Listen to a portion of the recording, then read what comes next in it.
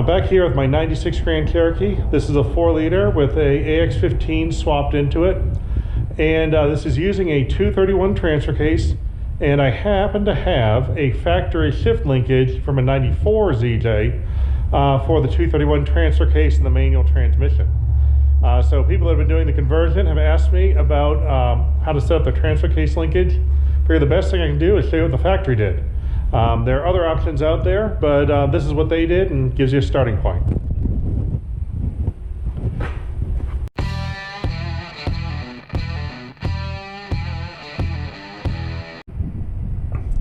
Starting with the arm that goes through the floor, we go to a link that is adjustable. On mine, it's 7.5 inches long. I would back up a little bit here. We go to a bell crank. Now this bell crank has one arm here from that link to the pivot is 1.75 inches. Then it goes to another arm that is 2.25 inches long. That goes to a link that's 9.5 inches. And that goes down here to the transfer case to an arm that is 2 3/8 long. And all those dimensions are center to center.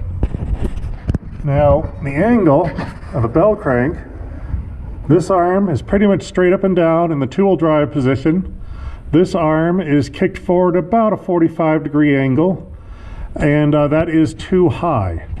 Next, I'll go and shift it between all the ranges so you can see the motion of that linkage.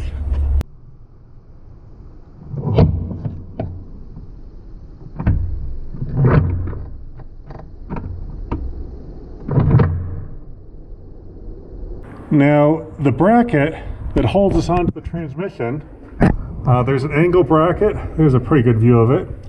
It goes off 2 bolts on the back of the casing here, and it goes to a pivot.